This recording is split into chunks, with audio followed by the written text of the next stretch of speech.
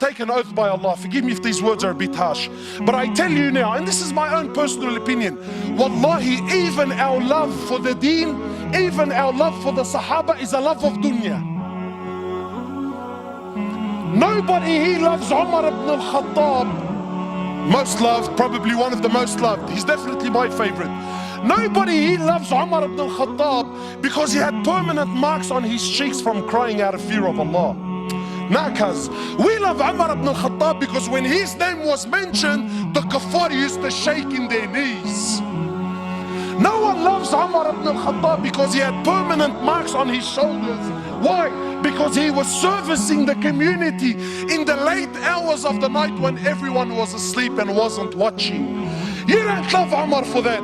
You love Umar because he was a man, brother. When he rocked up, cuz everyone buckled.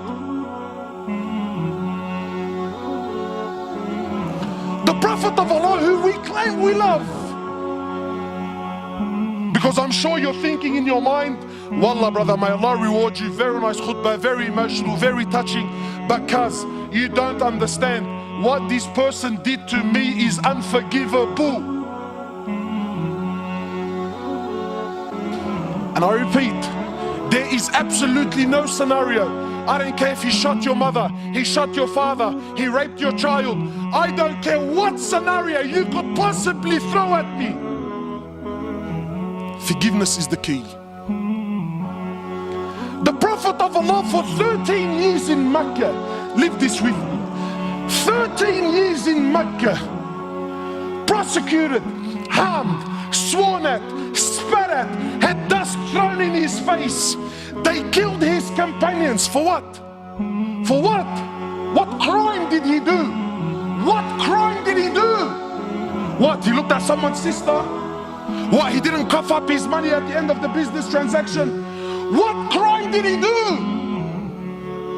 13 years. They boycotted him and his family for 3 years. Sahaba said we were eating the leaves of the trees until our droppings became like the droppings of animals for 3 years. For what? What crime? They divorced his daughters.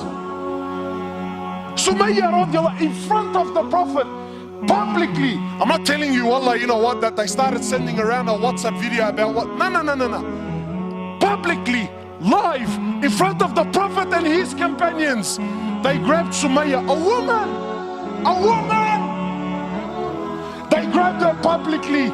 They opened her legs in front of her husband and her son, and they rammed a spear into her private parts until they killed her. They exiled him from his land, Mecca. Exiled him for 18 months in Medina. 18 months he was crying. Why? Because he was missing the Kaaba so much. They stabbed his pregnant daughter. As a result, she lost her child. 8 or 6, a few months later, she ended up dying in Medina. He buried every one of his children while he was alive, except for Fatima. In Uhud, you know, it's one thing to go to war and kill. That's fine, he killed the man. In Uhud, they massacred the dead. His uncle Hamza, they cut his nose off, they cut his ears off, they ripped his liver out. Hind took a bite from his liver and spat it on the floor. Sahaba said when the Prophet of Allah seen Hamza, we never seen him cry like he cried when he seen his uncle Hamza. In narrations, he prayed janazah for his uncle 70 times. So much hurt and so much pain. For years. And then when Fatah Mecca came, and now he comes back victorious with an army of 10,000 companions, an army the which Arabia never seen in their lives. Men who at the drop of a word were happy to give their lives just to see him smile. He enters into the haram of Mecca, 10,000 soldiers surrounding, and those people that harmed him for years and years and years, not Muslims. And I'm asking you to forgive your Muslim brother. God forbid I should ask you to forgive kafar. I'll be labeled on the payroll, scholar for $1. Wallahi, you mop the floor with me. So I'm not even going to dare to go down that road. God forbid we should follow the sunnah of Rasulullah sallallahu alaihi wasallam. Nah, no way, brother. He enters into the haram, 10,000 soldiers surrounding the haram. Those people that harmed him for years and years. Where are they going to go now, bro? Talk about the tables turning, huh? So he looks at them.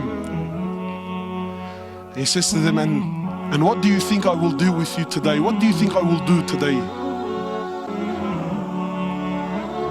They said, you're an honorable, generous person, the son of an honorable, generous person. The Prophet of Allah turns around and says to the kuffar, اذهبوا فأنتم الطلقاء. Go, every single one of you are free, I forgive you.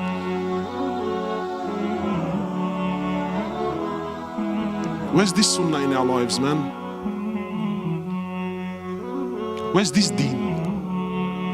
أقول قولي هذا استغفر الله.